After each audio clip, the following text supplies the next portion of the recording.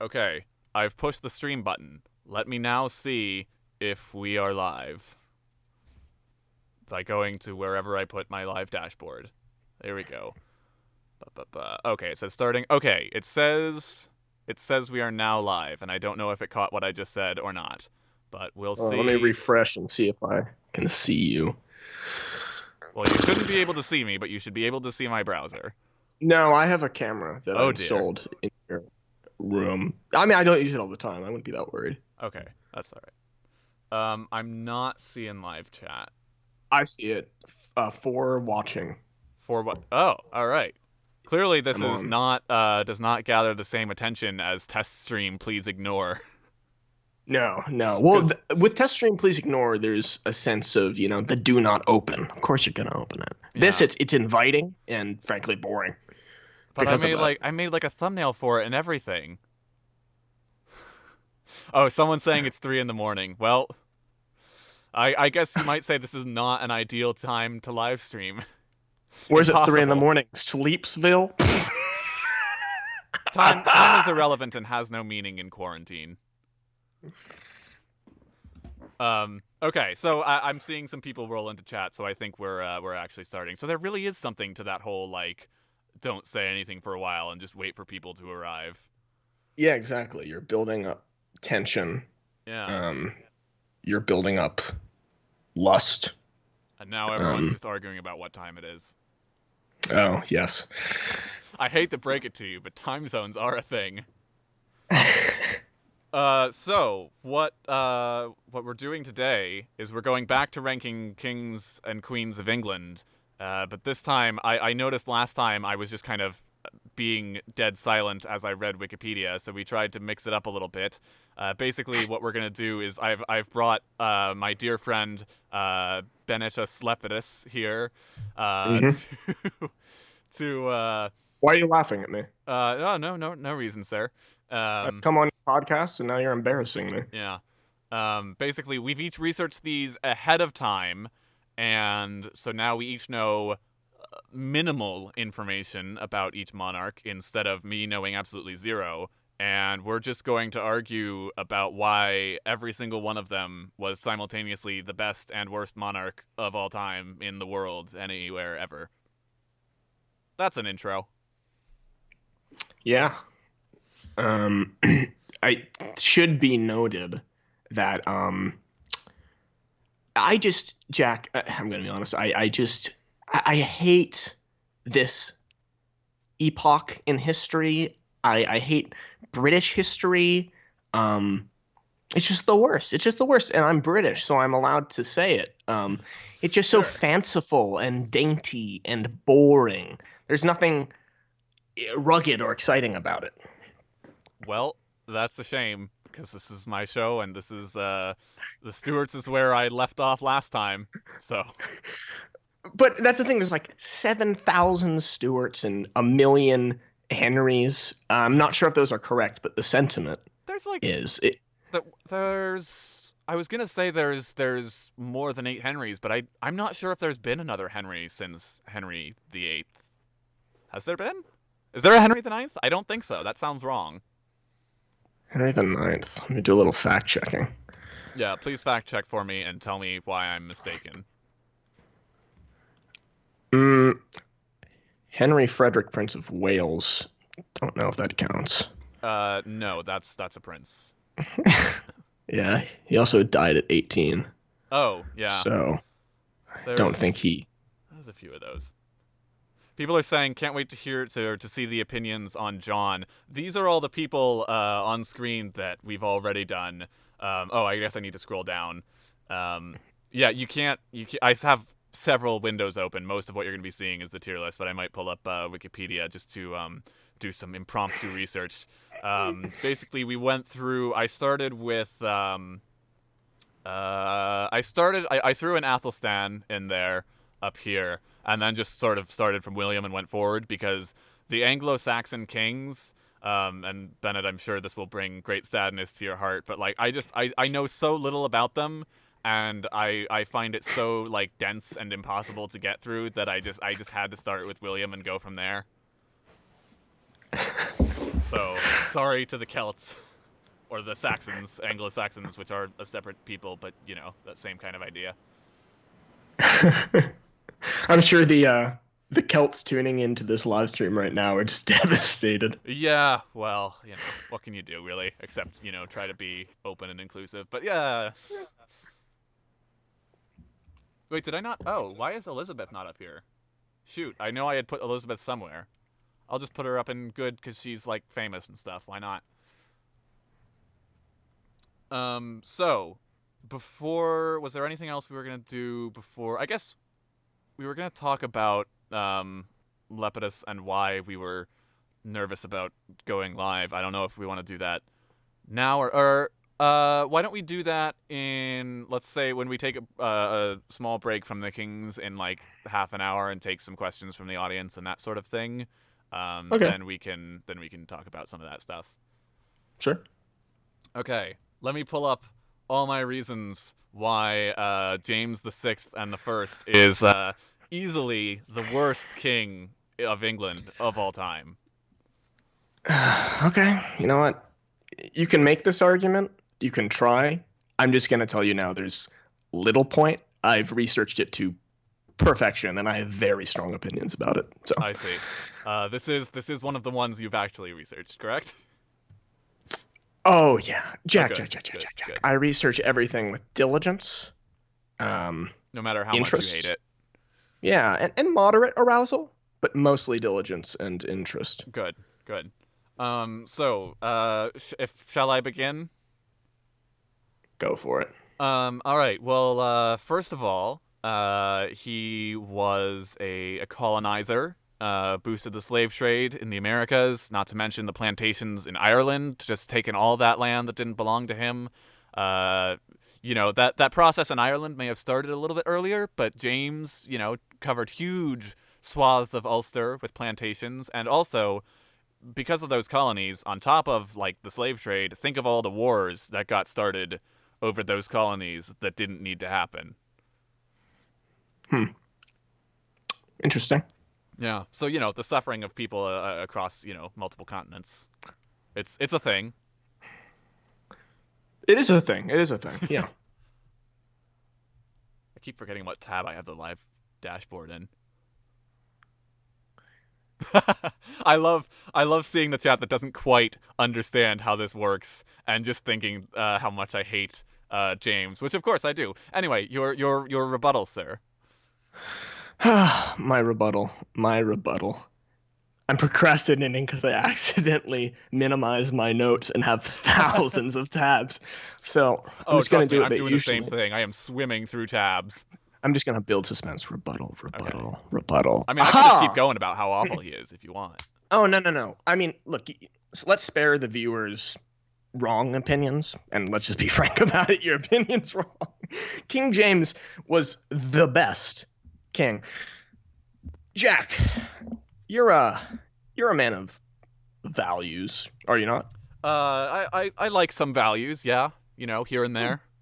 I like some values too. And that's the thing is there's lots of values everywhere, but one of the most influential values upon human history are the values in a little something called the Bible. King James is the King James of the King James Bible. He commissioned the Bible. So what you're saying is he paid someone else to do it for him. Okay, Steve Jobs paid people to create Apple, but he had the vision. Well, sure, but Jesus King had the James... first vision, but King James had the second vision to print. No. If anyone had the second vision, it was probably either Jans, Matthias, or Leiden. They had some serious visions. But here's the thing: James the First and the Sixth, he was an author. Like he could have been doing some writing. Why commission? Because you know what he was doing instead of writing that Bible himself. He was writing a book about demonology. He was writing a book about necromancy. Mm-hmm. And divination and ancient black magic. Sounds Jack, like a good Christian boy to me. For a historian, you're so close-minded, okay? Unlike you, King James the First and the Sixth was a scholastic man, a philosophical man. Demonology was a dissertation explaining demons and witchcraft and necromancy and dark magic, and he was reasoning through its purpose, its possibility, and why it's justified to punish humans who attempt to dabble in dark magics. And in fact, he was a patron of Shakespeare's acting company, and his work so inspired Shakespeare that it was one of the primary influences of Macbeth. Yeah, I mean, Shakespeare knew how to play the game. Like, Shakespeare knew how to make sure that, oh, new king's interested in witchcraft and wizardry. All right, I'll sprinkle some of that in there into Macbeth. Why not? Like, because that's, Shakespeare had to do what he had to do to get the new king to like him. That's the thing. Everyone wanted to be liked by the king. Clearly, this was a popular guy. You He know was a how popular he powerful was? guy. You know how popular he was, Jack? King James was an is well known bisexual. Very progressive king. In the 1580s, he openly kissed Frances Stuart Hepburn, who was the Earl of Bothwell. And The Earl contemporary of what? sources, the Earl of Bothwell, one of my favorite places, personally. I see.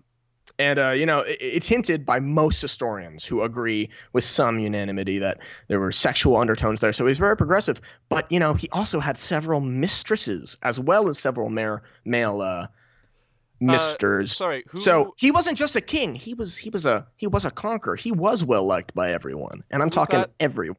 Who was that you said he was kissing? Of Bothwell? Francis Stuart Hepburn, Earl Would of Bothwell. would that happen to be the fifth Earl of Bothwell? I don't know what you possibly mean. Uh, could that be Francis Stuart, fifth Earl of Bothwell, who was the first cousin of James the Sixth of Scotland? Look, semantics. Semantics.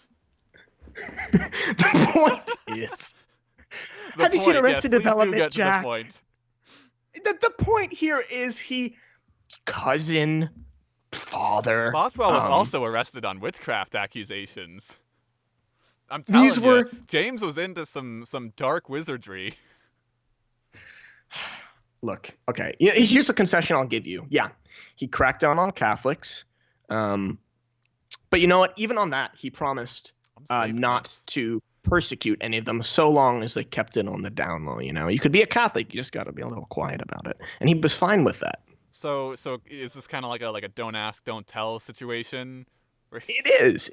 It is, and which I think shows a lot of vision because that didn't become a thing until the George Bush administration. The very successful, critically acclaimed "don't ask, don't tell" policy. Really, we can look back to its origins as the sequel to Demonology, published in 1597. Wait, so you're saying that George W. Bush has some ties to demonology? I don't know how you got there, but I love it. Can you confirm Half-Life 3 for me? Half-Life 3. Man, I've never played any of those games. I have not either. I just know of Half-Life 3 as that, that grand any evidence you can point to as long as you can like find a 3 in there somehow. Half-Life 3 confirmed. It's called strategy. Let's see. What else do I have in my notes? So I think we've addressed his superstitious and dark magic elements. Did I mention he was anti-democracy? And not just You did like all kings are anti-democracy, but England had a parliament that James repeatedly prorogued and insulted, and ruled without parliament for 7 years. not. Yeah. Democracy, ruled without parliament. All that says to me, Jack, is efficiency. I don't get it. You have this guy trying to be an intellectual. He's publishing books on demonology. No one else is going to do it. He's kissing men out in the open, trying to push forward a culture. This sounds like witches against patriarchy. Well, hold on. He was an intellectual in other ways. The same year that demonology came out, He wrote The True Law of Free Monarchies, and he makes theological arguments for the divine ordination of monarchies, which, is a high concept. This is a guy who's an intellectual, and he doesn't have time for these bickerings and squabbles of parliament. So you know what he says? He says, no, we're just going to get rid of those, and we're going to be efficient. And, that's something I respect. And frankly, I think the people listening right now are going to respect it too when they vote. Hmm. Um, well, I have. Let's see. I feel like I could argue this some more, but I've got. I feel like I've had my say. The only other thing I had written down in my notes was bad economy for reasons. So I'll just take that into consideration, will you? And now what we're gonna do, if I can pull up the straw poll, we're gonna see if this works. I'm gonna try copy pasting a straw poll into chat. Chat seems to be moving at a mile a minute, so I don't know how well that's gonna work. I'll also put it up in my Firefox browser so you can look at the URL. But we're just gonna see what the audience thinks, and then we'll see who is really correct, because the masses are always right. Do I have this open? Okay, yeah. I'll just highlight the number up there. We're gonna go straw poll, and we'll see how this goes. And now I'm just gonna go watch from my Google Chrome tab if I can remember which is the correct one. In the meantime, while we wait for that to happen, do you want to talk? You want to talk Lepidus? Is there anything you wanted to just have a quick say on him? I Oh, just I think gotta post in Lepidus. chat. That's right. There we go. My name's highlighted. They'll see it for a second. Yeah, there it is. I just think Lepidus deserves so much more. He was a triumvir, and he's been collectively diminished through Shakespeare and through his fellow triumvirs. Gabe, yes, Lepidus got a bad rep, and I think it's up to the people of today to redeem him in some way. Did he get a bad rep? I feel like he just didn't get a rep. I feel like that was the issue with Lepidus. I think that's it. I think that he did nothing. Lepidus. Oh, Lepidus got the shaft in HBO Rome. Now I want to find Lepidus in HBO Rome. I didn't know he was in HBO Rome. That is excellent. All right, I'm gonna go check what the poll's doing. Continue ranting about Lepidus for a second. I mean, I think Delta. I've seen that a clip from Rome with Lepidus in it, where he's arguing with the triumvirate, and I recall being pretty good. I was interested in seeing that show, but All right, so the results are in on James, and there's a pretty strong preference towards quite mixed. So you fought well, sir. But I will point out that there are more votes for good than there are for bad, and there are more votes for glorious than for dreadful. Wait. Oh, no, I was arguing he was bad, wasn't I? yes. Oh, dear. Well, You don't even know what you believe, Jack. I have no idea what I believe in. I'm reading from my prompter, which is just my Google Docs sheet. No scruples. We'll drop him into quite mixed. Where is he? This looks like him. Into quite mixed to go. I really hope I haven't dropped a Charles in there, but I don't think I have, because I'm pretty sure that's Charles the First and Second, and that's James. Okay. Next up. Who have we got next? So we got Charles the First next. God, I cannot find my notes. Too many tabs. Okay. Let's see.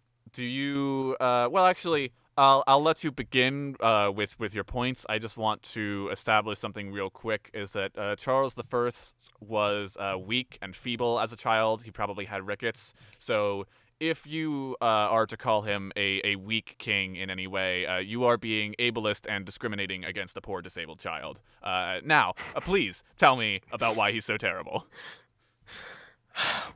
Well, Jack, let me tell you why he's so terrible. I'm all ears. I'm going to overlook that stuff and look at his character. Because Charles the First was frankly the worst. He granted king-approved monopolies despite statute forbidding monopolies, those are something that are universally looked down upon. Hold on, was this Um, about monopolies? Charles the First, Yep. he granted monopolies to applicants basically when the country was facing bankruptcy in 1640. Well, if the country was facing bankruptcy, that to me sounds like desperate times calling for desperate measures.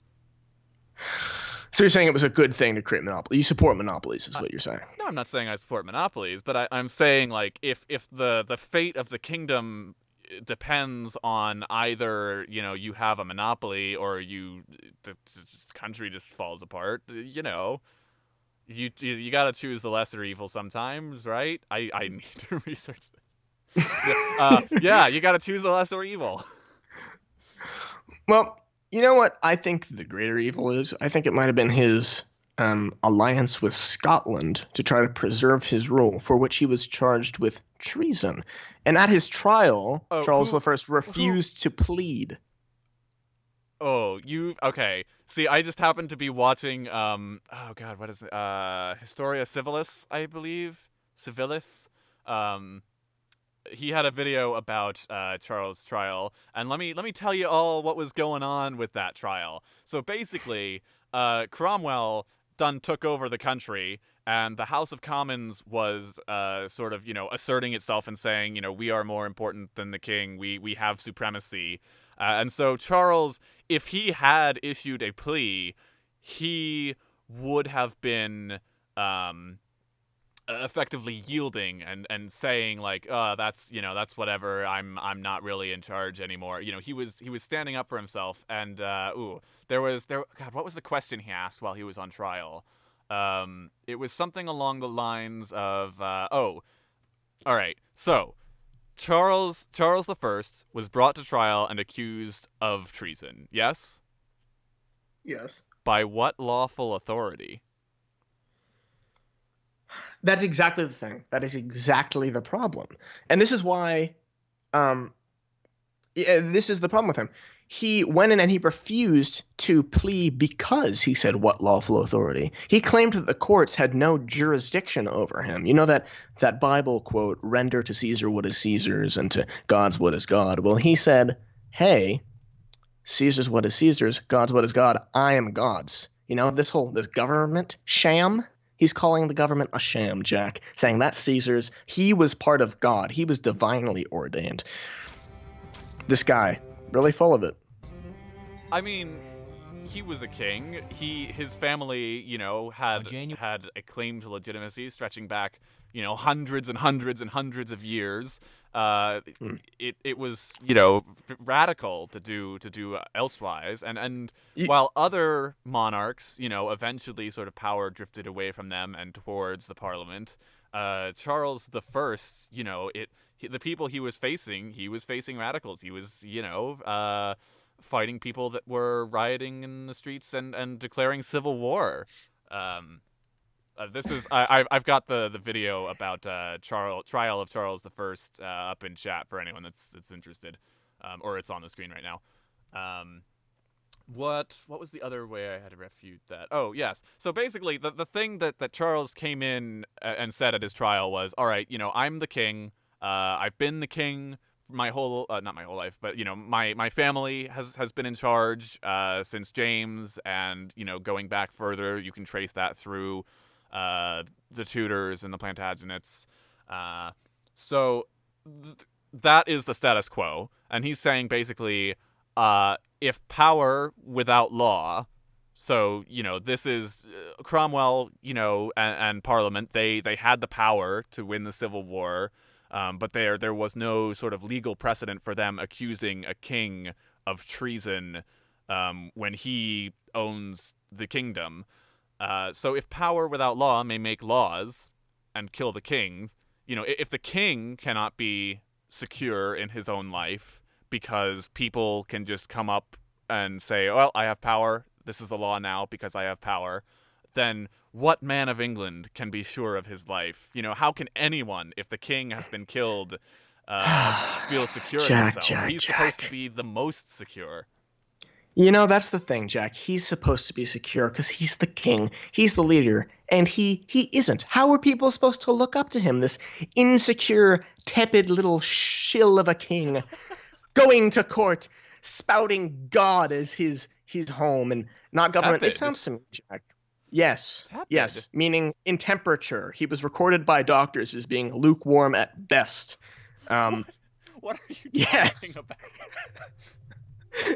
tepid as in his. You wouldn't understand. It's extremely intelligent and probably above your head. Hmm. Um, Way too but erudite for my tastes. far too erudite. Um, But look, he was the only king to be beheaded. If that's not, perhaps that doesn't speak to the objective status on which he would be ranked on this tier list, but it does speak to a negative But legacy. but think about the French kings that got beheaded. They got beheaded, but they got beheaded by Maximilien Robespierre, who was just as much, if not more so, a tyrant and led into the French Revolution, which was a whole mess and a half. Um, Oh, yeah, you didn't like Les Miserables, Jack? that's You didn't like Les that's not Miserables? even the same French Revolution. That is a Oh, different it French is. Revolution. Oh, it is in my book. Les Mis is like it was like in the 1830s or something. It was under the rule of Louis Philippe, and that was the revolution that failed. Facts and logic destroyed. Oh no. Um, Well, let me we just tell wouldn't you a have few Les things Mis. about Charles the First. So he wanted to marry the Spanish Infanta. So there would have been a little bit more religious tolerance and peace between Protestants and Catholics, which obviously continued to be an issue for a long time after. He was anti-war. He didn't get dredged down with the 30 Years' War that killed just an insane number of people in Europe. Um, he was also well, that's sort of speaking to him personally, so I'll allow you a chance to rebut before I move on to that. But just know that I have more reasons afoot. I've rested my case. Oh, okay. In that case, let me continue.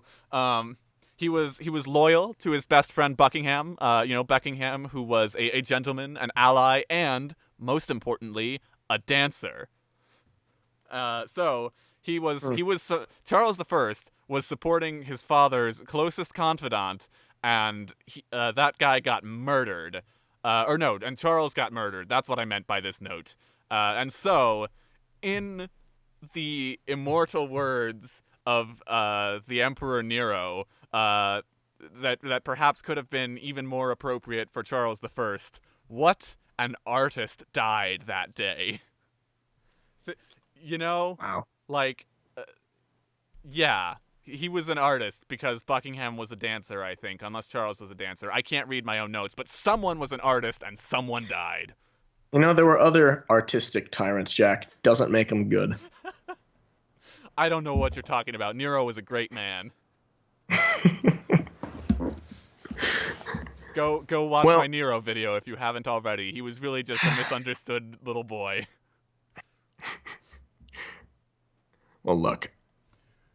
I still say Charles the First, bankruptcy, monopolies, treason, and headless. Okay? Yeah, you go try to visit his grave. There's no head. He's just boring to look at, This frankly. Oh, that's Um, that's a problem, is it? for me, That yeah. When I go to a museum, I wanna see the face. I mean, that's what portraits are for. His face has been It's immortalized. You can't say that about yourself, can you? I mean, I guess photographs, but it hasn't been painted with oil on canvas. mm, I don't know. I think you're a little like less of a person once you get beheaded. That You sounds know? like more ableist propaganda to me. I knew I would catch you on that eventually. Damn it. Disgusting. Okay, I just need to really quickly look up Buckingham and see what happened to him. So Buckingham was the dancer, and how did he die? Assassination. Yes, he was assassinated. So this has nothing to do with Charles the First, but it is imperative that everyone understand that George Villiers, first Duke of Buckingham, was an artist and did not deserve such a terrible fate. Right. Yeah, it's probably worth noting, like, we don't hold these Yeah, opinions. we're gonna We have to are do just that periodically too, because like I think new people are just gonna come in and just assume that like we have very strong opinions about all of these. Oh, we you know do. what? Are you saying we don't? We do, of course, of course. You know what So is I realized that I forgot to do. God, where is chat? We forgot to do for James is we forgot to talk about how he actually felt after. All right, new straw polls going in the chat. all I'll right. post it a couple times periodically. Oh my god, that just whizzed by. Um, well, scroll up in chat. Command F for my name, I guess. Oh, we got a. I hope I haven't missed any others, but we got a donation from Irwin Taylor saying kings are above morality. Charles did nothing wrong. I couldn't agree more. I couldn't agree more. Fools. I'm just gonna spam that same link again. I think that's the link for Charles. Hopefully, it's not sending you to what James. We'll see. Let me pull up the link in here as well. Sorry, you were about to say something and I cut you off. Oh, if I was, I don't even recall. Excellent. So I'm gonna cast my vote. I'm gonna say Charles was. Actually, I shouldn't say how I'm gonna vote until we see the results, because that's totally gonna skew results if I tell everyone how I actually feel. Um, let's see. Let's see what we got so far. Results coming in so far. Number one, we have bad with 33 votes, Oh 34 no. votes, 35 votes, 36 votes, followed by Come on. dreadful 25 votes, quite Yes. mixed, glorious 20 votes, and then good with 13. Yeah, that's. I was gonna put him at either quite mixed or bad. I guess looking at the results, we're gonna go with bad. Um, yeah, you. I'll go with that. I think that's fair. Um, I'm actually not sure if we're gonna get any absolutely dreadful or glorious monarchs. Oh, if anyone's wondering who this is up here all alone, that's Lady Jane Grey, who was appointed queen for a total of 9 days, and I'm not sure if she was ever like fully recognized. But basically, when Henry VIII's son Edward became king and he was about to die, he named her queen, and then Mary the First took over. But the reason she is glorious is simply because in those 9 days, she did absolutely nothing wrong. So, all right. So we got the votes in for Charles. Yes. I see Louise Saw is asking how to vote. So after we're just alternating saying the best king or the worst king, and having very strong opinions about things we don't actually believe. And then after we make these impassioned cases, we'll put the straw poll in the chat, and you can use that link to vote. And we'll Uh, reach some truth through that, yeah, I maybe. wish I knew how to pin things in chat. I don't know how to do that. Like, I keep pasting it in, and then it just kind of disappears.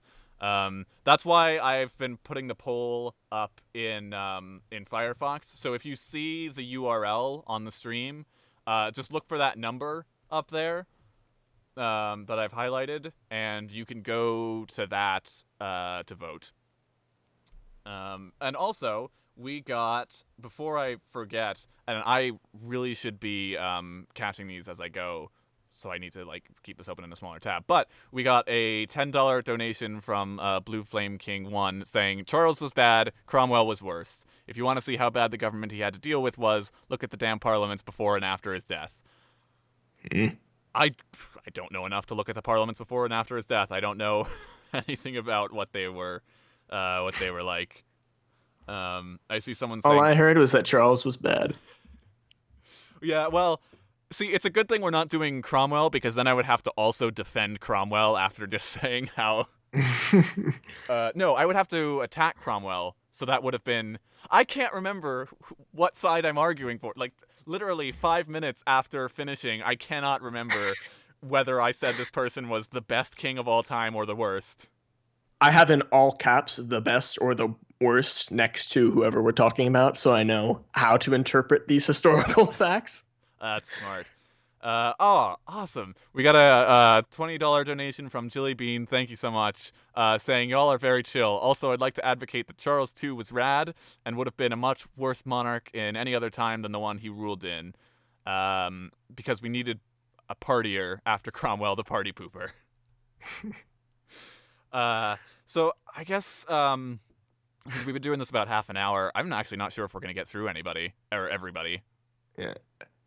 but I think that'll work out all right. And by That is every such an apt description of Cromwell, though. The party party pooper. pooper, yeah. I mean, you know.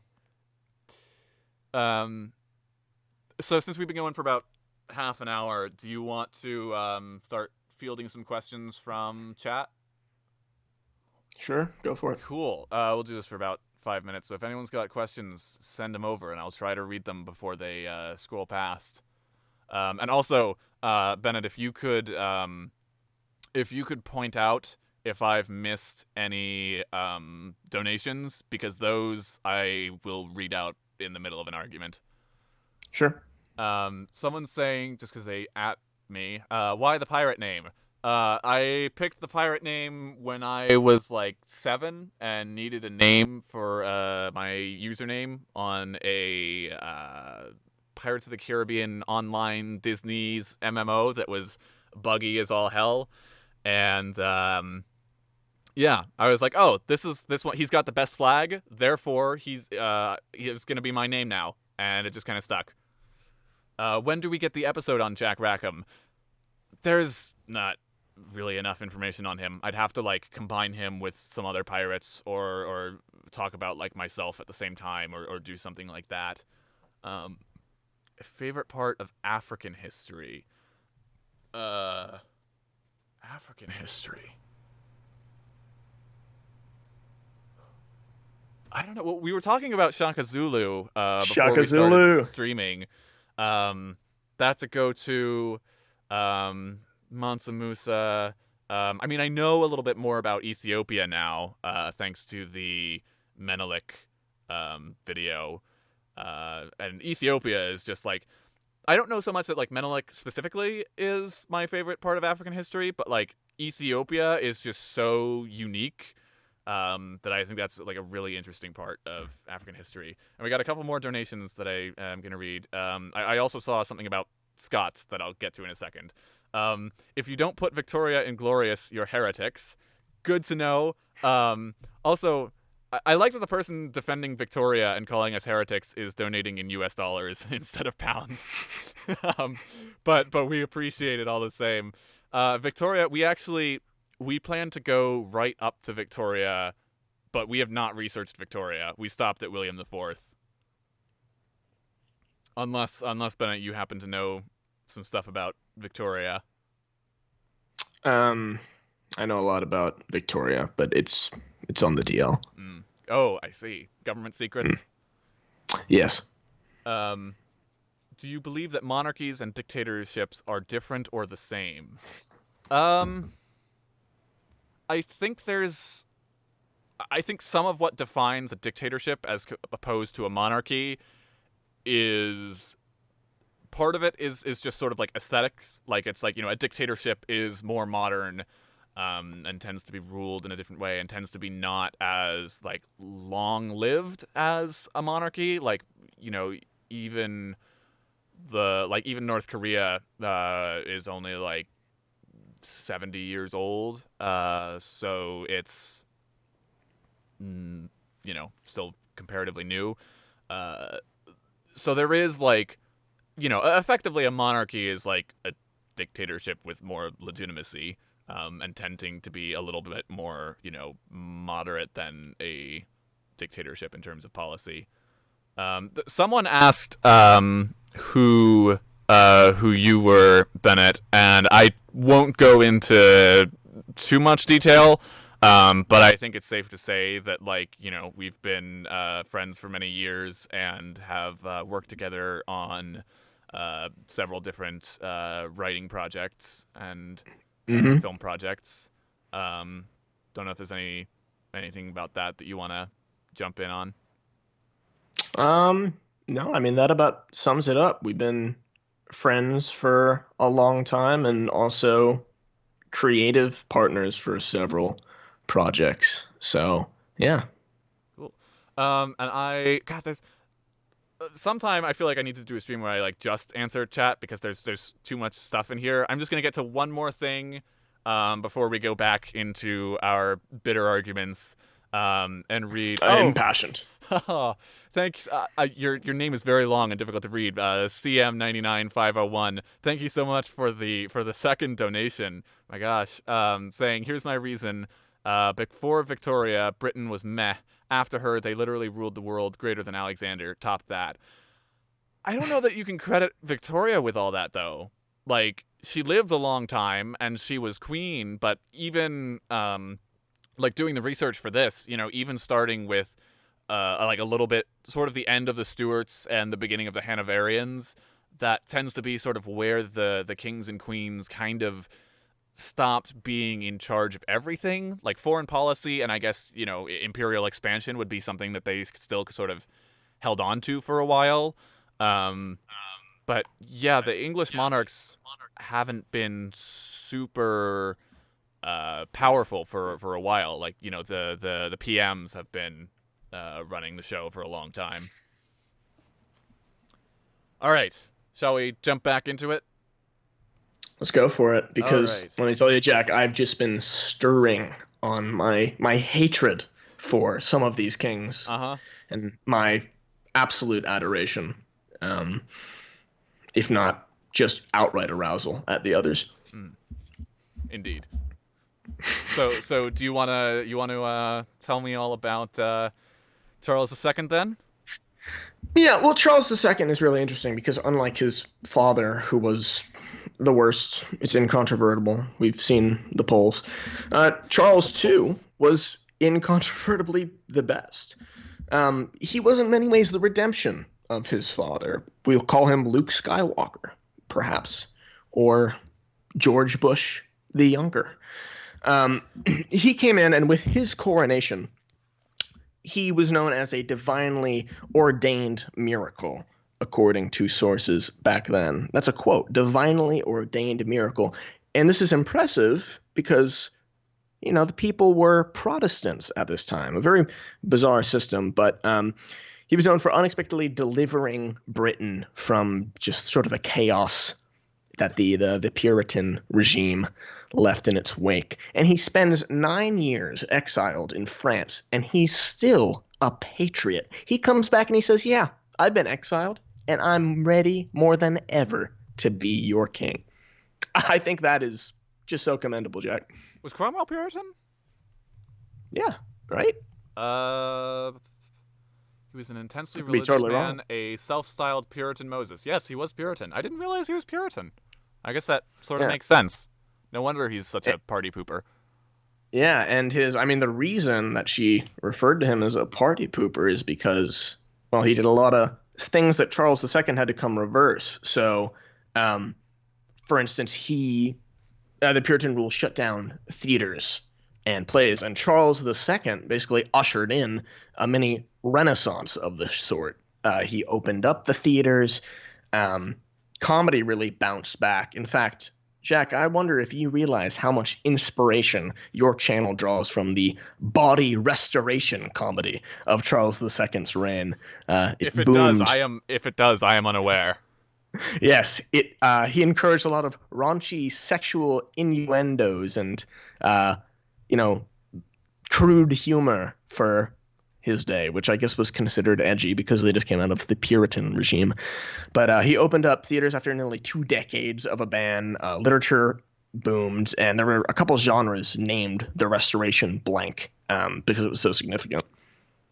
So, yeah, you can talk about things kind of loosening up after the grip of Cromwell, but I think that really just takes you to the ultimate point that Charles II was so popular at the time in England simply because he was being compared to Cromwell. It's, oh, thank God, it's someone who's not Cromwell. And I think it's unfair to say that just because we've sort of returned to, opening up the theaters again, that now, huzzah, hail Charles II. I Jack, also it's find it. okay that you hate art. That's fine. You can hate art, but me and a lot of other people like art. So, you know Who said what? anything about Fine. hating art? I'm just saying, like, any old king could have been not Cromwell. And also, I find it interesting that you talk about Charles II being this, divine miracle, when the whole issue with Charles I was him talking about how he came from God and, therefore was divinely ordained to rule, and all That that. was In different. your own words, of course. Not No, in my that was different. opinion. I disliked Charles the First. I Yes. like Charles II.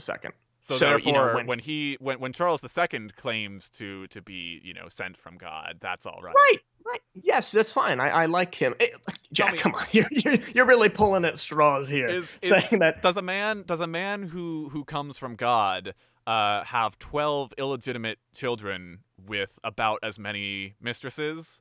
Because I'm sure he loved them very much. Charles II, or as I like to call him, Ol Rowley, was a lustful and unfaithful heathen, not a You know man of what I God. call that? I call that fruitful. I call that heeding God's call to repopulate the earth with divinely ordained, illegitimate semantics children. You know what You're else he you're did? such a oh God, what's the word I'm looking for? Um, what was the name of their actual Honorable, religion in Munster? virtuous, Anabaptist. Yeah, that's it. You're an Anabaptist, but the Munster kind. I'm I'm a speaker of truth.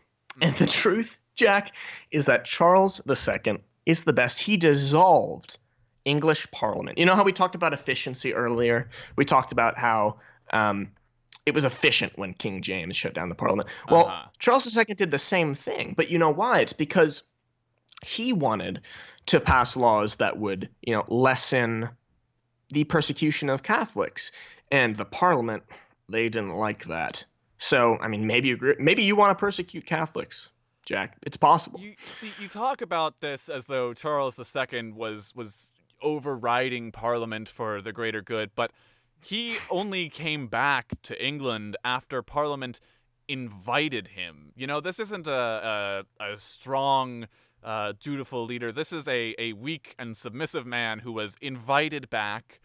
He acquiesced to the Clarendon Code, despite favor. Yeah, he Oh, that is favored religious strong. tolerance, but when it came down to actually act, he didn't stand up for his beliefs. Jack, he was in France. Okay, if you're in France and you get an invitation that says, come to England and be a king, most of us are going to slump down on the couch and say, no, I like France. We're going to eat croissants or whatever You sure French about people that? do. Yeah, that's You want to and be you he want to was be just stuck that. eating snails? Uh, Oh, I'm sorry, that's a low blow at delicious. France. He looked around and he said, I have beautiful France. He's climbing the Eiffel Tower and he stops and he looks at his letter and he says, no, I'm going to climb on down. I'm going to go to England and I'm going to rule. That is strength. That is perseverance. Mm. That Mm-mm. is divinely ordained. No, that's just him, taking advantage of what other people are giving him. I'm ready to put this to a vote. I think the case is so clear cut. Um, am I ready to put this through a vote? Um, Let's see what else you can pull out.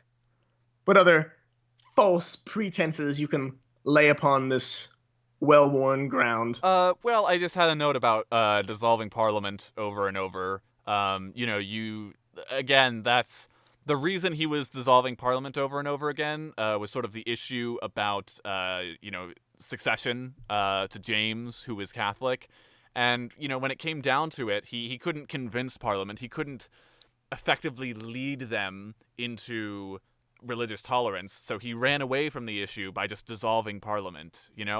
He could have persuaded them, perhaps even with the moving power of dance, but he didn't. Now I'm ready to put it to a vote. Yeah, you really convinced me actually. Now that I know he didn't unleash his dance card. I'm telling you, that's how you persuade Parliament. You go in there and rock the dance floor. All right, I'm ready to put it to a vote. Let me grab the thing. Unless there's any last words that you have for your feeble and faltering position. Uh, any last words? Yeah, I think I do have some last words. My last words are God. Because ultimately, it's not my decision. It's not your decision, Jack. God's the one who ordained him king. And I assume that when this poll is voted on, people will tap into that light. So you want to persuade the people to vote I'm for him converting the viewers by of Jack saying that the will of the people is not important and that he was given his kingdom by God. Therefore, the that, people should support him. that is precisely what I'm saying, but it's for their benefit. I see. Emp Tank says Cromwell is best girl. Straight facts. Is that a Fate reference? I don't know enough about Fate, but if any random historical figure is being called best girl, I assume it's a thing. Sam Lund says, I feel like there should be a meh tier for kings who didn't do much of anything. I'd say that's quite mixed, I guess. I mean, um, Bennett, do you have any opinions on the glory of Prussia? Um, well, it's certainly glorious. It's right in the name. In Those the are my name? thoughts. It's in the name of Prussia? Inglorious Prussia. If No. you knew more about it, you know that was the full title. Oh, I see. I see. Yeah. I'm trying to figure out why people are arguing about Prussia in the first place. I feel like there's like this whole meta conversation that's going on that I am just not privy to. Well, Abraham Lincoln says no, so I'm gonna swap positions inside with Abraham Lincoln. I Oh, respect him a lot. you can't disagree with Abraham Lincoln. Yeah, that's All pretty right. cool that he's like in the chat. Yeah, I'm honored, frankly. He is perhaps my favorite president. Aha! Oh wait, no. I keep having this immediate reaction where I assume I've won just because I'm so confident in my argument, only to realize that I have been soundly defeated. Oh, how the tides have turned, Oh, my friend. glorious! Really? Really? Oh, yes. I probably would have put him at good personally. I'm surprised to see so much of a turnout for glorious. Man, A lot of fans of restoration comedy I out there, guess, yeah, Jack. that body humor, you know? I should have known. I should have known. Oh, you know what I forgot to mention that's just kind of fun? One of his nicknames was the Merry Monarch. Oh, that's charming. It's not quite as good as old Rowley, though. I There's like to imagine alliteration. him and his friends going down to the pub. That's O'Reilly.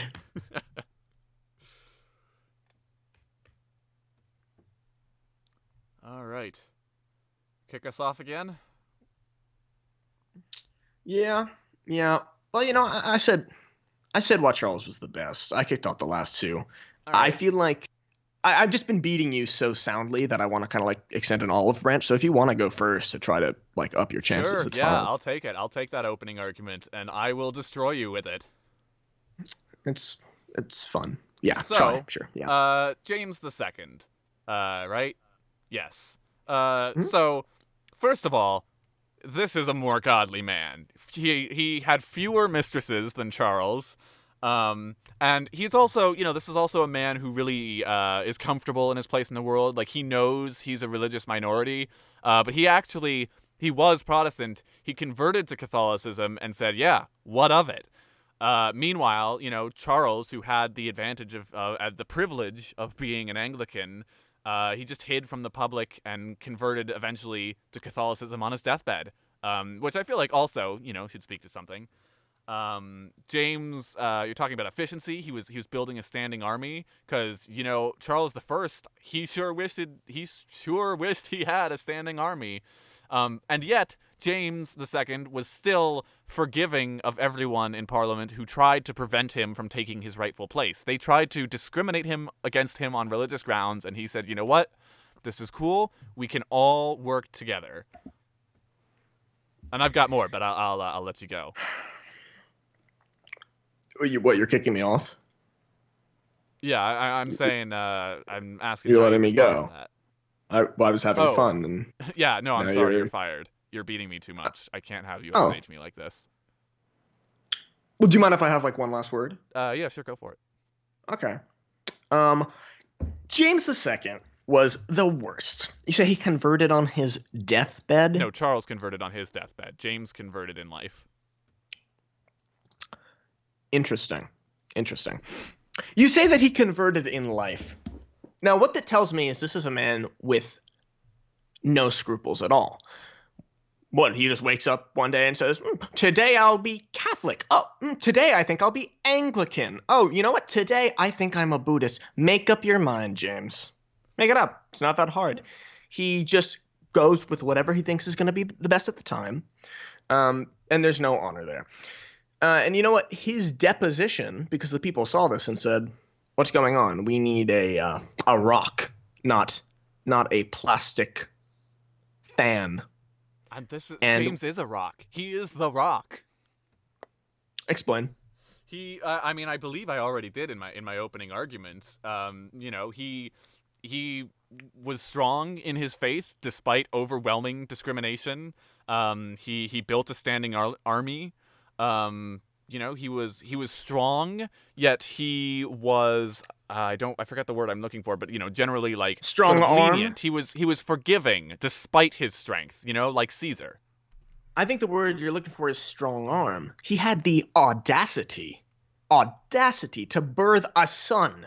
And you know what that did? That threatened to create a Roman Catholic dynasty in a country that was overwhelmingly Protestant. And everyone had agreed that Mary was the next in line. Okay, there was a balance of things. Sure, the Catholic king had a divine right, but still everyone was Protestant, and it was kind of an established rule. They're waiting for him to die. They're gonna revere him and respect him as a Catholic king, but they're waiting for him to die out so that the Protestants can come in. Um, all this meant for a Catholic king was that the king was exempt from test acts and could pardon his friend. And what these test acts were basically saying that you had to be a Protestant to assume a high-ranking government position. But James II, oh boy, he looks at this and says, I think I found a loophole. And he starts appointing Catholics to high level of government, which is just, it's rude. You know, there's a system in place, there's a delicate balance, and he's just trying to upset it. He can't take a good thing when he has it, and he then suspends the test acts, not officially, by reading them in churches. People are there to pray, and instead there's a man getting up with a declaration saying, in fact, everyone can be in government. And it kills the mood. People aren't there for that. Um, he also suspended Scottish and English parliaments, and then he prosecutes several Catholic bishops, I think it was 7, I'm sorry, Protestant bishops, for libel against him. This is a man who's just off his rockers. You call him a This rock? No, he's off his rock. Ooh, good one. No, I mean, this is a man who saw the effects of the English Civil War, and you know, who knows what happened. His idea of, you know, devout or potentially rebellious Protestants, the image he sees every time he closes his eyes is Cromwell, and he can't allow another Cromwell. Um, and oh gosh, what were the other things you were arguing about? I was looking through the Wikipedia page for about half of it.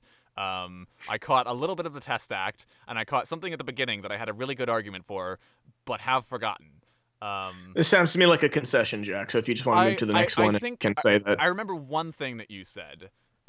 You said basically about him, you know, flip flopping on his religion.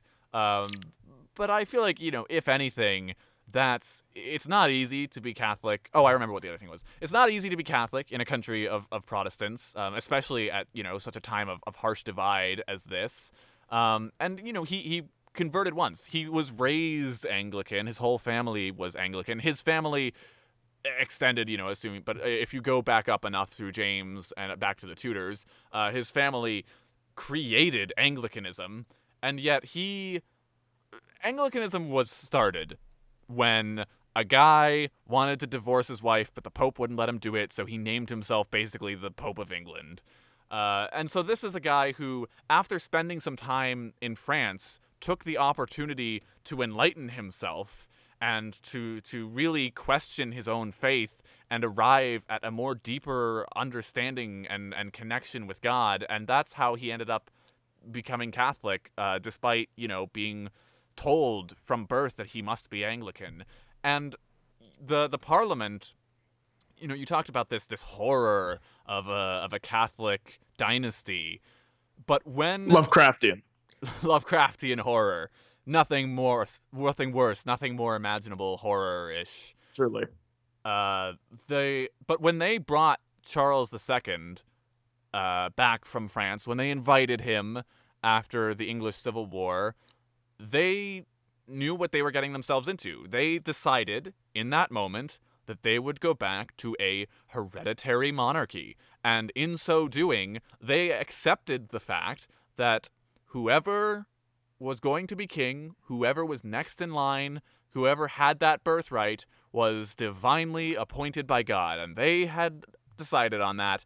And yet now, when it became inconvenient for them and it became politically difficult, they decided to turn their backs on God's will and say, you know what, we're actually going to put a few more stipulations on who can be king, and namely, you can't be. That is despicable.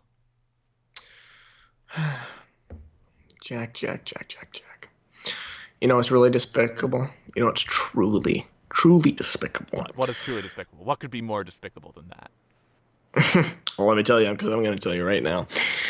The fact that James II, he was so naughty that his deposition ended a century of political and civil strife, and it confirmed the primacy of Parliament over the crown. So, Jack, I mean, look, you could hate democracy. I think that's something a lot of people suspect about you, is that you just don't like the voice of the people. It is why I talk about kings all the time. Yeah, I mean, that's what I assumed. And so maybe you support that? I don't. And I'm hoping that voters don't either. I just want to take a quick second before we take this to a vote to thank Paul Kramer for his donation, saying, make the monarchy Catholic again and you can keep Ireland, which I believe, is... If James and his Catholic dynasty had come to pass, perhaps all the strife in Ireland in the ensuing centuries wouldn't have happened.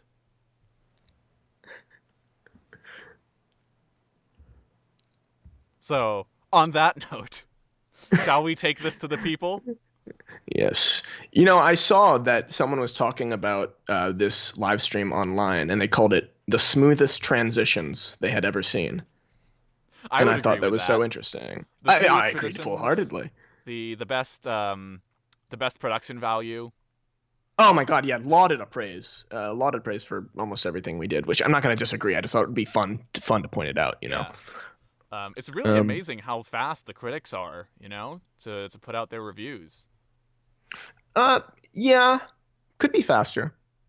Could be faster. All right, I've got the link up on the screen. We've got, you can look for that number there, strawpoll.me/199-25304. I'm going to paste it in chat.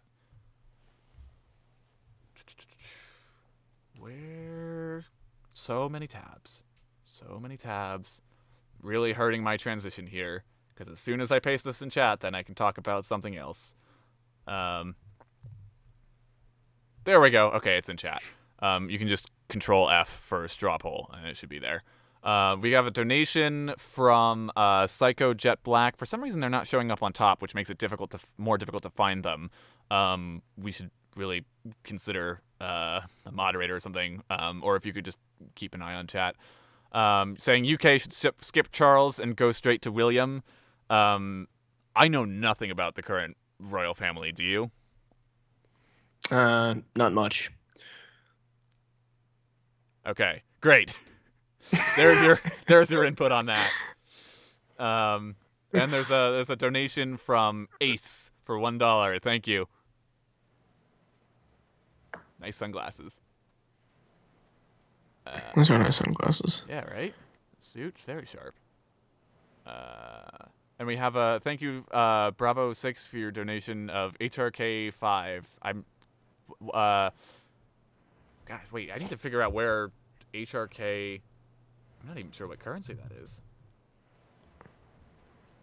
Croatian kuna. Wow. Thank you. That's awesome. I didn't know we were getting stuff from Croatia. That's sweet. All right.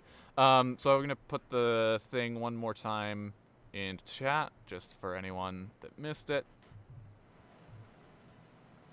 Okay. Um.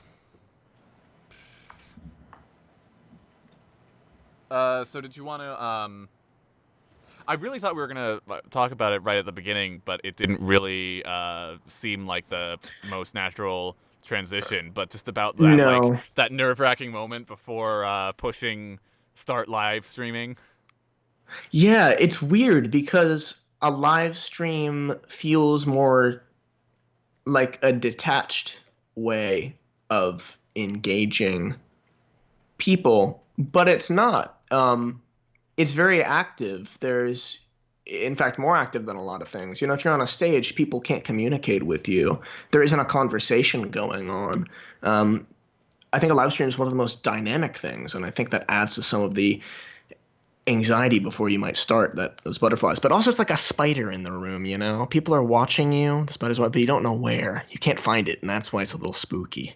Yeah, like I get a little bit of stage fright, like on stage physically, but I think there's something at least a little bit comforting, or at least like you can psych yourself up to be like, okay, I'm not on stage, and then I'm gonna cross the threshold, and I'm gonna be on stage, and that's that. Now I'm performing. Whereas like this, we're having a conversation, and then I push a button, and then nothing really changes. But now there's people around somewhere watching, and suddenly you're just thinking about that with every word that you say. Yeah, I mean, for you, it's totally new territory since your wheelhouse is in videos, are of course, crafted in a way that this is not. Yeah, oh my gosh. Like there's at least with a video, I mean there's still sort of a weird thing about publishing it where it's like, on your end there's no sort of immediate feedback until you start reading comments, but that still feels very, I don't know, very different in a way. It almost feels like, oh, okay, I pushed the publish button and now my feed of comments has come in, this like thing that I'm subscribed to. Um but yeah, like there's at least, by the time it goes out, I've recorded it like a month ago, and have been working on it for so long that I'm just sort of numb to it, and I'm ready to be like, okay, cool, that's out there, moving on, as opposed to like having this very direct, intimate connection with the audience. It's weird. All right, Okay, results. James II was quite mixed. Um, quite Now, mixed. just to be certain, I was arguing that he was good, correct? Yes, you were, Good, because I because have big caps, the worst. great, great. Okay, because after quite mixed was good, and then glorious, and then dreadful, and then bad. So I'm quite proud that I at least got second place after it's a draw, but I was unofficially second. I think there's a value to the fact that, like, you know, there are historical facts, and it's up to you how to interpret them. And usually you lean a certain way, but what we're doing now is just strictly ascribing which position the two of us will take. So we're arguing things that we don't believe at all, but with great fervor. And I think in that you do come to some sort of real conclusion, despite the very contrived arguments. I'm doing some reading in chat. I'm talking Oh, about George that's Washington. totally fine. I guess I'll just talk to the wall or something. No, no, you're Yeah. speaking to the audience. The world is your stage. Ah, yes, the world is a stage. No, but I don't know. I think it's sort of I think it's the reason a lot of people are attracted to online debate in a way. People are prone to take the devil's advocate position online, especially with the anonymity of it all. But even when you're arguing something you don't believe or just trying to pull arguments out of a hat and thinly stitch them together, you do get more to a semblance of truth, where you can accurately judge whatever you're discussing. Yeah. Yeah, it's there's oh, what's it called in philosophy? I should know this. It's something like regression to the mean or something. It's like where you take a philosophical argument and you try to argue for like one extreme, and then you try and you find everything wrong with it, and then you argue for the opposite extreme and you find everything wrong with it, and you sort of use that to figure out where you actually stand on the issue. I feel like this is something similar to that. Yeah. There It's is also a the lot like string theory. how so? You wouldn't understand. Very complicated. Uh, there's nothing quite like that high though of like having a real like most of this I've just been like spattering and stammering and trying to figure out the thing as I go along, but every once in a while if I get like one really well crafted sentence that like ends on the right word, there's just this absolute high of like, yes, I am the ultimate soapbox champion.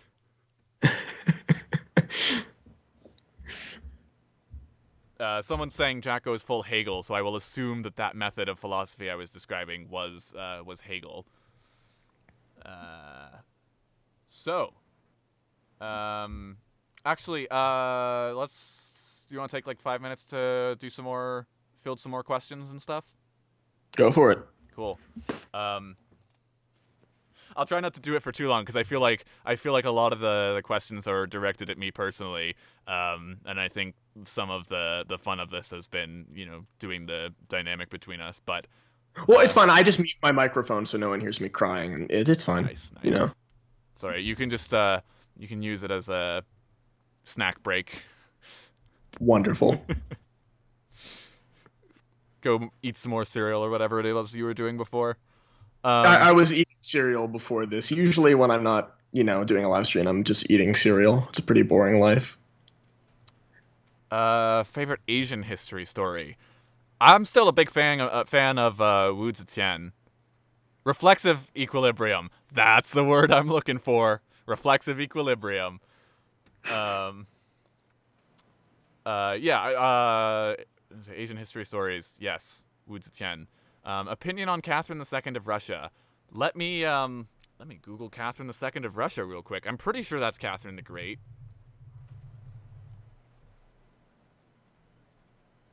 It is Catherine the Great. Awesome. I do not have strong opinions on Catherine the Great. I mean, she seems pretty great. She must have been doing something right. I know, like, Peter the Third, she was definitely a big step up from him, but she was, like, part of bringing Russia into sort of, like, the modern age, I think. I'll be honest, I can't speak on it much. Bennett, quickly tell me why she's the best. Oh my God, so many reasons. One, great hair. Two, Great hair. big old brain, great at math. And three, good person. There you have it. I really hope there's not some horrible policy she passed, and I'm gonna get so canceled for saying she was a good You didn't person. realize that she killed all the Cossacks and the everyone in Ukraine? I forgot for her birthday she burned down 12 orphanages. Oh no! Will you do this for other leaders, U.S. presidents, or Russian czars, etc.? Yeah, probably. I like this format.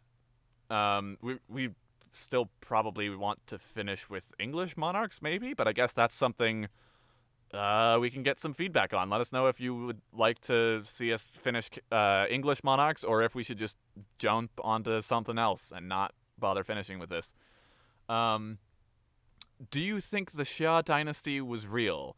I think it was legendary, if I have my sources and things correct in my head, because like if you've seen that Useful Charts video about sort of the difference between fiction and myth and legend and history, It sort of falls somewhere in between being totally made up and real. Like there was probably a civilization around there that got sort of cemented as an important part of the regional culture that then got adopted by later dynasties. But I doubt that it was, everything that the way it shows up in stories. Someone's saying do William and Mary, and we will get there probably. Oh boy, am I excited for William and Mary. Huh? Oh yeah, that's gonna be good because we can talk about them both at the same time. Oh yeah, and I'm pretty impassioned about it personally. Very impassioned. Someone's saying do all the American governors. All the governors, like Every throughout governor, history, or every state, even baby outside stuff. of America, just all governors. Yeah, let's do all plumbers as well. Hmm. Yeah. More dynamic. I mean, unfortunately though, the only person you can really put on the top of a tier list of plumbers is Luigi. Oh, I'm sorry, you have a problem with Mario? I mean, he's fine. Like he's definitely like a solid A or B tier plumber. Um, just put Luigi above him a little bit. Well, wait, are you assessing them on their skills at platforming or their skills in actually doing their job as plumbers? I am In which case, I wonder how you know enough to assess. I am evaluating them primarily on style. Like the color of their identical outfits. Yes. I'll agree. Luigi has a better design. Thank you. It's glad to see we can agree on something again. Common ground, because when we get to William and Mary, our friendship is over. Yep. It's time. Oh, that's right. They come next, don't they? Oh yeah. Oh, let's do it. Oh, they come next. Let's do it. And there's a world of pain coming, Jack. Oh, you bet there is. Hit me with my Mary. Wait, are we doing it right now? Yeah. Okay. Um, Hit me with why Mary the Second is bad. why The she's worst, bad. I think, is the word that you wanted to use. What's the word I wanted to use? The worst. Yes, the worst. There has never been a worse ruler in all of history. Well, first of all, let's just talk about her. Let's establish a character. Let's see what kind of a person she is. She married her cousin. She was a traitor to her father, a traitor to the English people. She allowed a Dutch king to rule over England. And you can talk about she was Anglican or whatever, but you can't call her a good Christian when she doesn't honor thy father.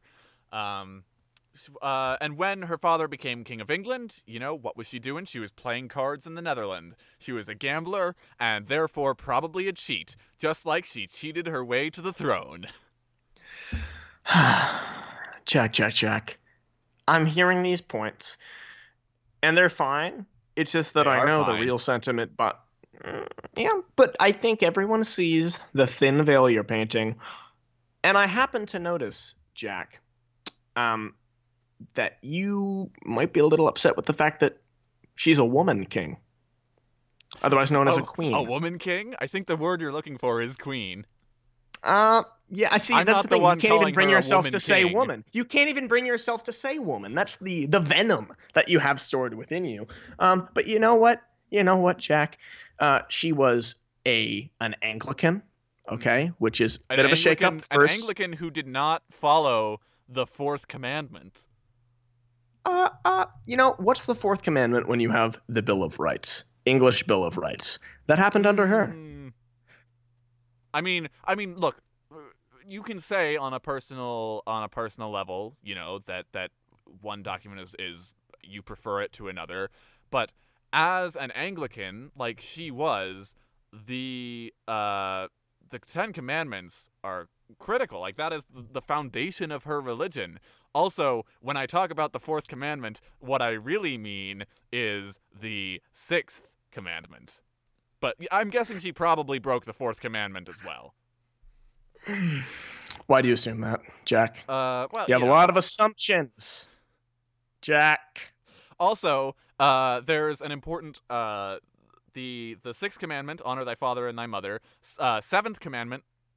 Yes, 7, 8, 9. No, 1, 2, 3, 4, 5, 6, 7, 8, 9, 10, 11. Why are there 11 links on the 10 commandments? I think there were 11 Hold on. I gotta put this different in editions. the Firefox so that everyone can see it. I'm a little confused here. But anyway, honor thy father and thy mother. Didn't do that. Betrayed her father. Thou shalt not kill. Again, she started a bloody war of conquest. Shall not steal. She stole the country. There's a thing about shall not bear false witness. And I believe there was a point where she was trying to, like, turn against her father and blackmail him. And, what is a blackmail if not deceit? Hmm. I have no more points to make. Darn right you don't. I need to count the commandments again. 1, 2, 3, 4, 5, 6, 7, 8, 9, 10, 11. I'm guessing the first one isn't a commandment. I'm thinking that's just a statement. Wait, Yes, so it's the she opening betrayed. phrase. You're saying she betrayed her family because she tried to blackmail her father? Because she didn't respect his inheritance and his right as king. She just said, "Oh, yeah, that's fine. This whole kingdom, it's mine now." Interesting. Have you ever seen a little movie, Jack? No. It's a little movie called Mulan. In Where are that you going movie, with this? there's a woman who wants to go out and find herself, and her father says no. But did she betray him by joining the army, Jack? Did Mulan betray But she didn't. Mr. Mulan? She That sounds like her she husband didn't in A harm Strange Family. Mr. Mulan. She didn't blackmail him. She didn't, like, stab him in the back. Like, that's a different. That's standing up for yourself and being a strong, independent woman. I see Mulan and Mary II as the same. I see. Also, did you know that Mary II was anti-feminist? Was she? What she was. You see, she was a co-monarch, and between her and her husband, she was the English one. But she said she, quote, did not care for political power, saying she would be, quote, no more but his wife, and she would do all in her power to make him king for life, and she would, quote, always obey her husband. That doesn't sound like, an empowering leader to me. That's not a good message to be sending to people. That's not very Mulan of her. Hmm. How many times have you seen Mulan, Jack? I have not seen Mulan. Exactly. You haven't seen Mulan, so why are you speaking about it? I'm so done with Well, this. you know what? Rubbish. I haven't seen Mary II either, and neither of you. Touche. I see we've reached an accord. Well, actually, I have a few more points here. Because James, her husband, her father, wrote a whole diatribe against her, criticizing her disloyalty after they invaded. She was religiously intolerant by excluding all Catholics from the throne, and even her Protestant sister Anne, she kind of hated her because, after the death of Anne's baby, Mary did visit her sister, but chose the opportunity to berate Anne for her friendship with Sarah Churchill. So her sister had a miscarriage, and Mary goes over there and shames her and attacks her for having a friend. Wow. This is your best queen of all time. Yes. Yes, she is. Great. I'm glad it's settled. I'm just going to go highlight some of these quotes in Wikipedia so people can see what I'm pulling from, because, Wikipedia is obviously the best source. Look, there's a source there. You can go read Van der Kiest, page 161, and you'll see this is all correct. And then the sisters never saw each other again. So, Mary II, link to vote in the thing. straw poll. I've highlighted the number 199-253-10, and let me put it in chat. I think, I am starting to get y- very y- thirsty. yeah, a lot of all that misogyny can really dry you out. Yeah. I mean, look, she was the misogynist, not me. Wow, incredible.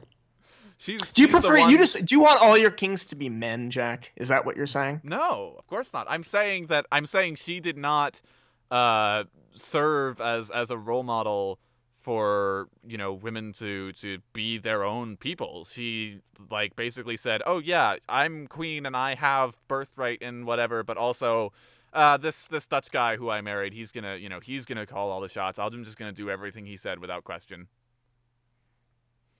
Hmm. Someone says, "Wait, I just joined. Who's the other guy?" I'm extremely offended. You should be. Actually, he may have been talking about me. Oh, yeah. Yeah. I'm probably, yeah. I feel like most people are probably tuning in to listen to me. Yeah. I mean, you've got that awesome Davy Crockett hat, so Yeah, yeah, I mean, a lot of people recognize me on the street because I run around in that and like my stick figure, no clothing. So it's mostly the police, but still people, still attention. yeah. Oh, I mean, at least you've got that stick figure costume to cover your face. It's called a morph suit. Yeah. It, Oh, oh. you're God, when was the correct. last time I ever heard about morph suits? I feel like I have, for some reason, that's just like a part of popular culture that has escaped me for such a long time. Like it has been years, legitimately years, since I have thought about them. Shockingly, within the last 5 years, I want to say 4th of July of 2017, a friend of mine wore the American flag version of the morph suit and dove into a lake, and that is why they're on my mind Nice. That constantly. Wait, did he have it like around his head? No, full on Okay. morph suit. Oh yeah, yeah, Yeah, yeah. yeah, it's on his head. Yeah. Oh, how did he like? That sounds like it's gonna waterboard himself. Uh, oh, I didn't say he got out of the water. Oh, okay. Yeah, I mean, it's the last time I saw him. That's why I think about it all the time. So it's Oh. on my mind. Let's move on. Let's move on. Yeah. Real quick donation from Rogel Dorn saying, had Charles the First forfeited his position, he would not have lost his head. Boy, things would be probably a lot different if Charles the First had forfeited his position and just given up being king. Like, I wonder. Do you think Charles II would have come back if not for that? I mean, I guess Cromwell still would have been a party pooper, but you'd think that would really be a blow to legitimacy of the monarchy. Yeah, I mean, it would, but I feel like legitimacy of the monarchy is such a shaky term to the extent that this was a Protestant nation with a Catholic king. So anyone making a case for legitimacy of the monarchy wasn't making it out of any actual logic. So I just want to I will proudly announce we have our first dreadful monarch, Mary II. Wait, what did I say? Hold on. You said she was great. You said Wait, she was the best. no! You Finally a fools! victory. Finally. Fools! I wish it weren't the first queen that we came to that had to be the first absolutely dreadful, but I'll take the Everyone here. victory, I suppose. Um, No one. how do you No one really can feel look at a about woman. Mary? How do I really feel about Mary? Yeah. I feel absolutely nothing for Mary the Second. Great. I feel like she's probably like, because she didn't really do a whole lot. I feel like she's probably sort of a mediocre sort of like meh ruler. Um, yeah, that's about all I have to say about her. Um, but now we have William. Oh my William. This is William the Orange encapsulates everything I detest about British history in Really? this Because era. he was Yeah, so British. it's so British. It's like this dainty William of Orange. Make way for the Archduke of Apple as he disciplines the mischievous Hatters Guild Humphrey with a right smack on the rumpus. Except if Hatters Guild Humphrey is a Catholic, then you kill him, and if he's a king, you support him and give him divine right. But everything's just so flowy and daffodils. Are there daffodils in England? In England? Um, Yeah. Because if so, Probably. my argument's been turned on its head, and I mean, it's the daffodils most in macho England country in the world. seems reasonable. I have to Google daffodils. Where is their range? What flowers are in England? Now I must know. Oh dear. Oh dear, this is a long page. Oh dear. You guys want to learn about daffodils? Because guess what? We're going to learn about daffodils.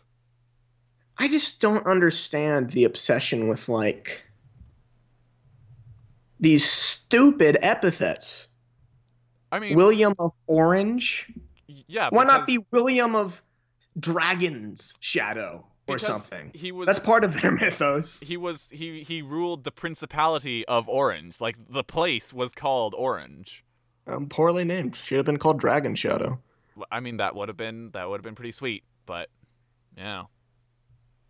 But instead, we get William III, who was easily the best king of England, despite being Dutch, despite being very Oh. very Dutch. And here's my reasoning. Yes, more oranges in chat, even though they're technically tangerines, is what it says. Um, so William III, the issue with Mary, right? She turned her back on her father, on her king, on her people. William III can't be a traitor because he wasn't English. He was in the difficult position of doing what he thought would make the most people happy because he was invited to invade, and he could either stay, in which case there would be a great deal of people in England unhappy with Catholic rule and who would have, thrown a fit, a big ol' hissy fit, or he could go, and he could, take his place. And yes, there was a little bit of conflict along the way, but it was perhaps less conflict than there might have been otherwise. And when he got to England, he continued to honor the English people. He honored English succession. He decided that there would be no more Dutch kings after him. This was not an attempt by William or the Netherlands to conquer England. There wouldn't even be a union with the Netherlands. And in fact, the people that he put into the line of succession after him were from Hanover, who, he didn't even really know them. He was a champion of the faith. The people loved him for taking action. He studied in Leiden and believed he was an instrument of divine providence. No He one. studied in Leiden? He studied in Leiden, in the town of Leiden. No man from Leiden can be an evil Wow. man. Well, Jack, do I have some bad news for you? Yeah, lay Honestly, it on here's the me. thing. Oh, you were waiting for an answer. You forget that I sometimes just say things and hope that they stand on their own merit. But Um, that's where you're mistaken. if anyone was expecting some resolution from that statement, I apologize. I Um, here's the thing. I eschewed any research on this man because I thought his name was just god awful enough that you didn't need to hear anything else. And frankly, it comes down to this, Jack. We've been saying it recently, and I'm sure they said it back then. Orange man bad. Orange man bad. Okay? That's all I'm gonna say about this guy. it's tough to argue with that one. Yeah. Well, I'll just rattle off some more facts. William III was raised by a single mother and then orphaned. He was the underdog. He grew up in adversity. He was faithful, more faithful than the other kings. There was one alleged mistress, but all we really know is that Mary saw William leave her room one time, and there are many innocent reasons that you could be leaving someone's room. They could have been exchanging diplomatic intelligence, or playing Pictionary, or Monkey in the Middle. And in fact, he was so faithful that people assumed he must have been gay because he didn't have mistresses. He was also a bastion of freedom against the absolute monarch, Louis XIV, who desired universal kingship over Europe. If Louis XIV had had his way, he would have been another Napoleon, another Hitler. So basically, William III stopped Hitler.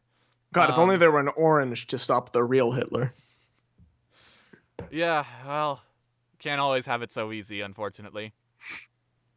And Louis himself, called William his mortal enemy.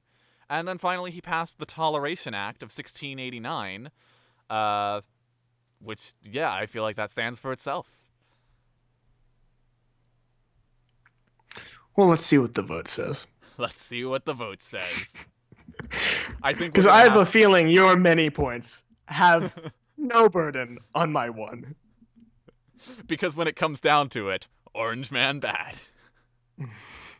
Glorious, glorious Tangerine Boy. Oh my gosh. I am loving this chat. William of Dragon Shadow.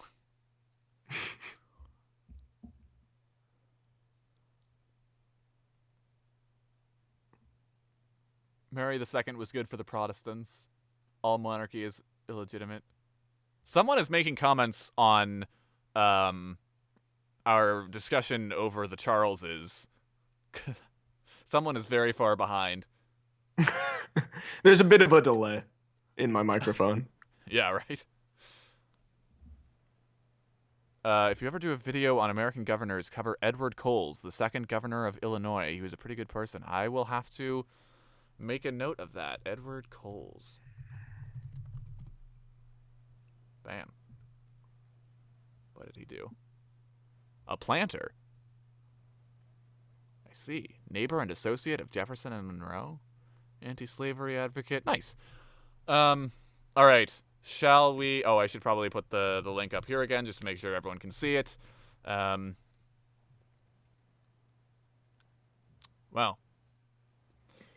Anything we shall discuss to pass the time? Yeah, let's talk about... What do you think about eagles? Well, I'm not a fan of their policy to turn people into horses. I'm a little concerned about that. I'm so curious if anyone will understand that reference. I'm sure that someone must. I mean, there must be an overlap between my audience and that one. Now I have to watch chat again. I just want to see someone point that out. Nothing will be said until the reference is correctly guessed. We're gonna put this live stream on hold. And no one can leave either. The comments I see are, nope, what? No one got it. I don't. Roman emperors. It was Roman emperors. It was Roman emperors. It was a band, Roman emperors. A lot of people don't know that Caligula actually had a horse surgically turned into an eagle. That's not the way I thought it worked. All right. What's the title? I went to get results, but in the wrong place. Results on William III. Glorious 56%. Glorious Tangerine Boy. Oh God, these people never understand. Never. So I think enjoy being ruled by the next fruit man to come along and throw seeds at you or whatever William did. I mean, honestly, can Johnny Appleseed be our next president? So I don't know how much research you've got on the other people. Do you want to just take some questions and talk about random whatever for the rest of the time for another 20 minutes or so? Yeah, I have a little on Anne, but we can skip her. up to you. If you want to do Anne, we can cover Anne. When I say I have research for Anne, what I mean is that I have some things that I'm going to scramble to throw together into a barely Nice. cohesive argument. Um, Psycho Jet Black. Oh, Psycho Jet Black again. Saying who was most beautiful British monarch of all time. Um, hmm. I mean, some of these dudes down here have some luscious locks.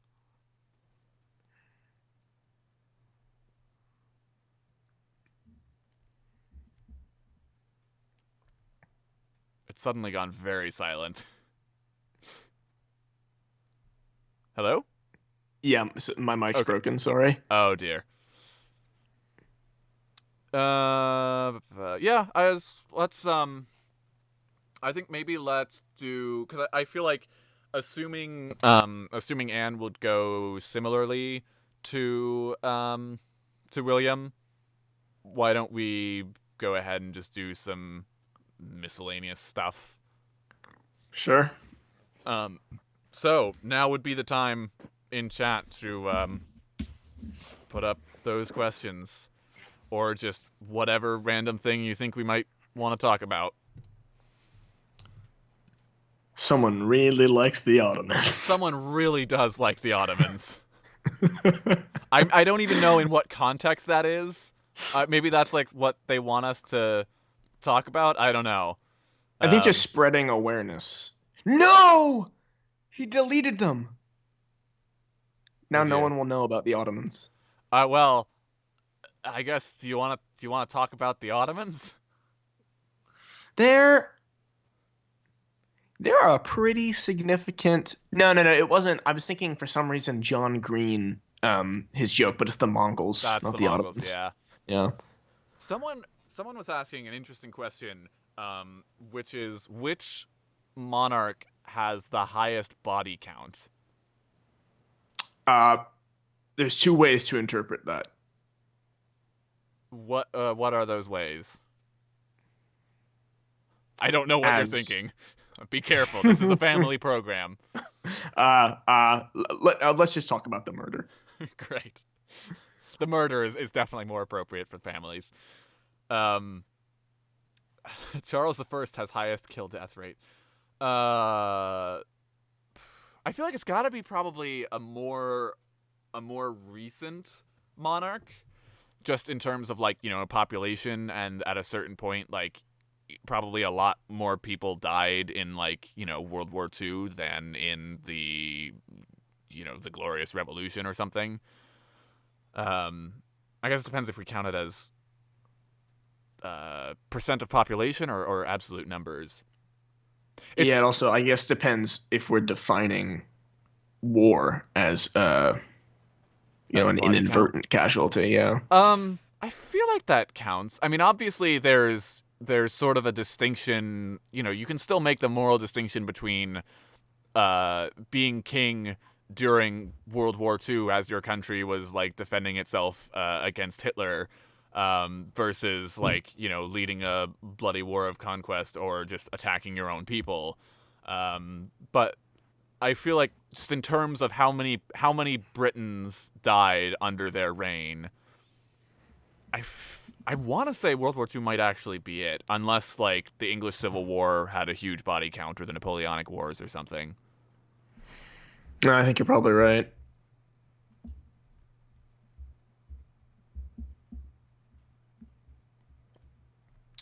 Um, what else? What else? Uh, we really got some great quality content right now. Um, I see. Now is the point where I would ordinarily Can you just. take this picture of William of Orange down? It's done. I've accepted defeat. You're just rubbing it in. I want to make it like my desktop background now. Actually, I'm pretty sure William of Orange is the guy in the thumbnail. You were priming them. That's not fair. We have to do this again. Well, I said we'd be ending a friendship today. That's true. Oh, we got a £5 donation from Irwin Taylor. I am almost assuredly pronouncing your first name wrong, and I apologize. I should know how to. Wait, Ewan McGregor is the guy that played Obi-Wan, right? Yes. And did I say that name properly? Like, I assume you know how to say Yes, that you. name. Uh, it's Ewan. I'm pretty Ewan? sure. Okay. Ewan Taylor says, "What is your favorite country, and why is it Scotland?" Um, I admire the Scots' propensity to make enemies.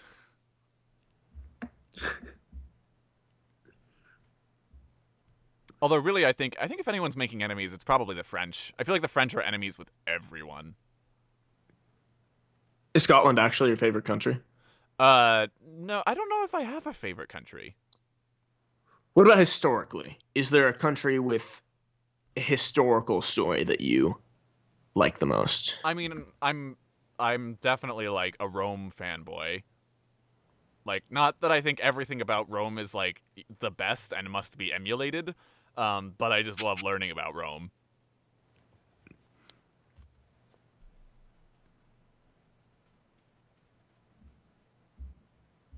Like Rome, the interesting thing about Rome that I'm sure I've probably talked about before is just that Rome manages to be this like imposing, 1,000-year empire, but at the same time, like the ruling, not even the ruling class, but like the ruling family and the people in charge at the very upper level is just a complete dumpster fire at all times. Oh my God, it's one of those things that attests to history is what, stranger than fiction? I don't remember what the quote is, but that's the Yeah. sentiment.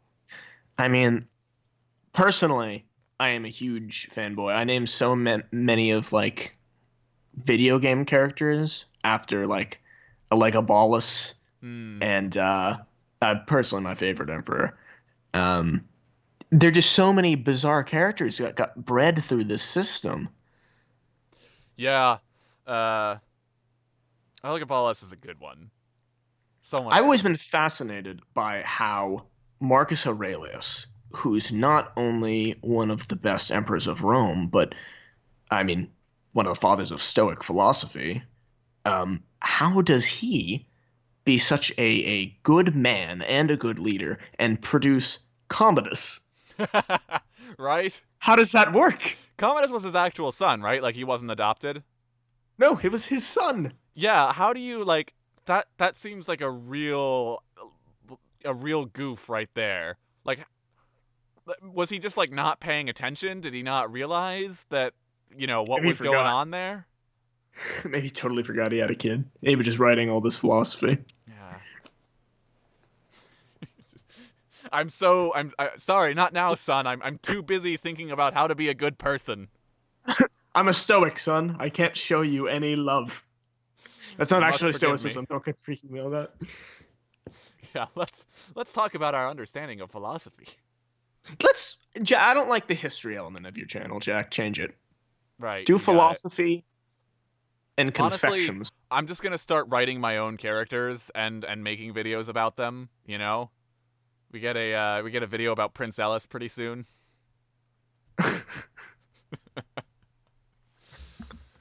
Oh dear. There's a That's a reference no one will that will get. not be understood. Donation from Danica Jordan, thank you. Is you get two monarchs to enter into a cage match. Who do you pick and why?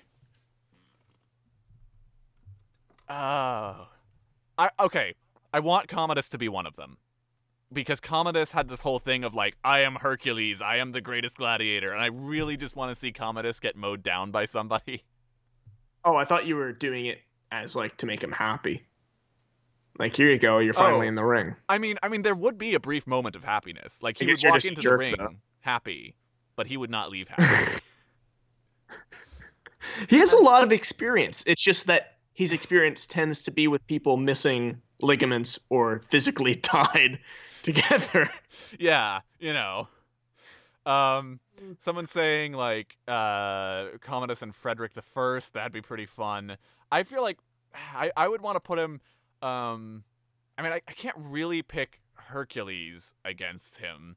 But like Commodus against like Alexander the Great would be pretty cool. Ooh. Ooh, what about Um, Caligula versus Alexander the Great? Because they're the same person, according to Caligula. right. A beer fight. Was Caligula the one that dug up Alexander's body and stole his armor? He was. He was. Oh my gosh. Uh, I guess he didn't steal it. He reclaimed um, it. sure. Does I that believe. so so so Caligula like was he into like reincarnation or something? Like what I was his don't think deal? he thought through it very much. I think he said, Alexander the Great's pretty cool. I want to be Alexander the Great. I'm Alexander is pretty cool. I'm pretty cool. Therefore, I am Alexander. Donation from Christopher Johnson, £2. Thank you. Saying, what did you think of David Lloyd George? Do you know who David Lloyd George is? I do, and oddly enough, I don't know if this is true, but my family has always said this. I'm related to him, apparently. Really? Yeah, I I don't know how, but my family's always said this. Um, but he was Prime Minister of England for God, I forget exactly when. But I don't know much about his accomplishments or what he did. Oh, he was Welsh, apparently. Yeah, I mean, I think that's where they Got assume it. the That nation makes is from. sense. Um, interesting. So, he was prime minister during the latter half of World War One. And there's a whole bunch of text here. Oh, and during Irish War of Independence, there's a whole bunch of text here that I cannot like grasp anything from without having to just dive into it and go completely silent for 10 minutes. But I'll leave I'm that up willing. on screen in case anyone else wants to read. You should leave it up and slowly scroll so that people can read. I will see about scrolling. I'm probably just gonna leave it up. There's enough text on there as it is. Slowly scroll so Yes. that people. You and Taylor again. Thanks. Good to see you. Saying, what did you think of insert obscure British politician? Well, he's certainly a controversial figure. Well, here's my problem with insert obscure British politician.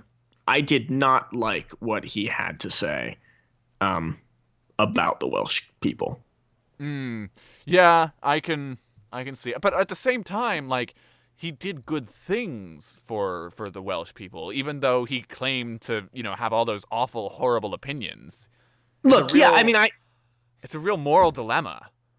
I don't think anyone questions like Ice Cream Sunday was a great morale boost for the Welsh, but I also think the regular restaurant bombings Hmm. that he did for fun were probably not well received. I don't know that. I'm not a historian. Probably the best or the best approximation of Commodus that we've had in a long time. Oh yeah, very close. And I don't know if this is true. It's just what my family says. They're apparently related. That was a callback. That was a callback to when I said I'm related to David Lloyd George. Oh, Well, it was extremely funny. I just can't help. that lore, that deep lore. We're building that Rackham lore. Yes, world building. Yes, that's what we do best, honestly.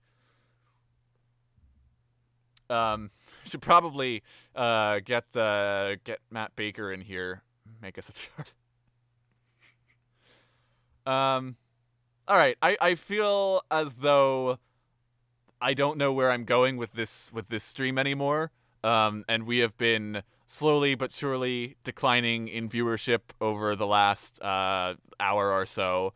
So I'm thinking this is about time to start wrapping it up. Yeah, I agree. But if anyone knows who it was who left, if you have their contact or something and want to send it to me, that'd be great. I'd just like to tell them not to leave in the. I'm pretty upset. Which Um, the Ottoman guy? everyone. Oh, all the Oh people, my all God, the I people that love left. I Ottoman see. I guy. see. Yeah. Yes. If you left, please punish yourself. Yeah. And even if you just know someone who left, treat them worse. Yeah. Yeah. Don't tell them why. Just kind of give them the stink eye every once in a while, like say some mean things behind their back. Or to their face. In public places. Oh, I guess you can't do that anymore because of the Oh. coronavirus. Oh, you've dated the episode. All right, before we talk ourselves into a hole telling people to do mean things to other people, which you should not do, please, I give no one permission to do that. Not that I have authority to tell people what to do, but don't, please. Um, on that note, let's let's bounce. Oh no, that means we're the ones leaving now. Oh Wah, no. wah, wah. Well, We got ourselves into a pickle. Godspeed, everybody. Be well. Say mean things about us. Bye. Yeah. Goodbye.